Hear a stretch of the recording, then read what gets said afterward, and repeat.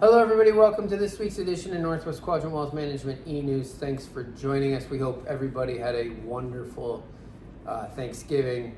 So today we thought we'd talk about the recent market volatility that we saw since the day after Thanksgiving through yesterday. Thankfully, the big sell-off was on Friday, the day after Thanksgiving, so hopefully most of you were shopping or not aware that it happened because it was a pretty violent sell-off, especially in certain asset classes.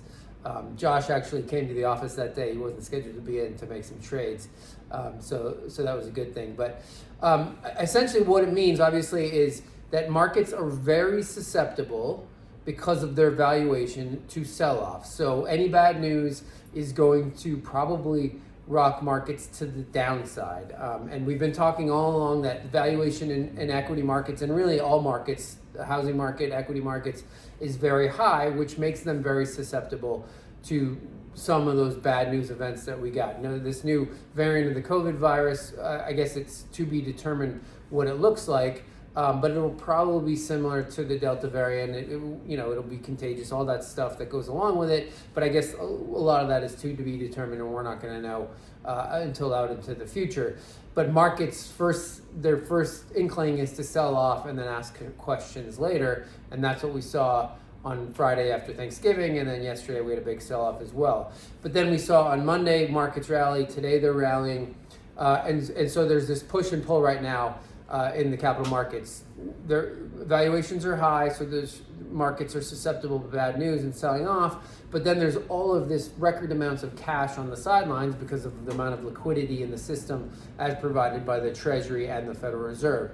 And so we think that's going to continue through the rest of this year and probably into next year as we have all of these news events, the Fed tapering, the Fed potentially raising interest rates. We now have a Fed that's about face and is talking about not being so loose with monetary policy. Markets didn't really like that either. So there will continue to be this push and pull, which will create volatility both on the downside and the upside in the equity markets because there's still so much cash in the market. So what Josh was doing on Friday when he came into the market was putting cash to work, because we still have cash on the sidelines for a lot of clients, and so he's putting cash to work, which is what a lot of people were doing. So Josh can talk about that volatility and how our portfolios held up and how we continue to think they'll hold up out into the future. Higher beta to the upside similarly works to the downside. We don't actually own the Russell 2000, which is sort of the broader universe of small caps.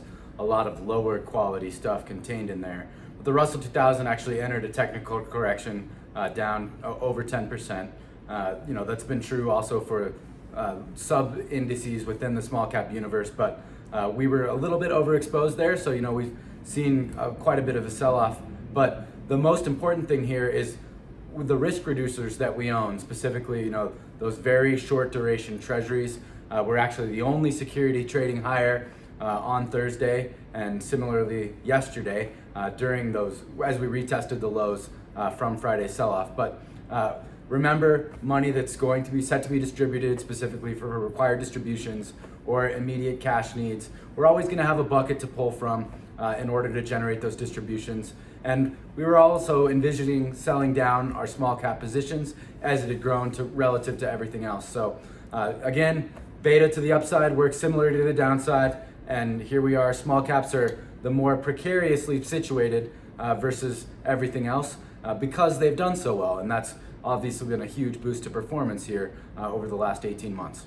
So remember, in your portfolio, the parts of your portfolio that we allocate to risk reduction, they did their job in the sell-off on Friday. They were actually up in value with the Dow down over 1,000 points.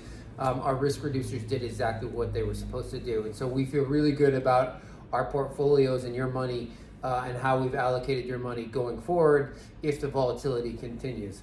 But as always, if you have questions about your account or your situation, you can call our office. That number is 800-743-0988, or you can send us an email at Josh or Tyler at northwestquadrantwealth.com.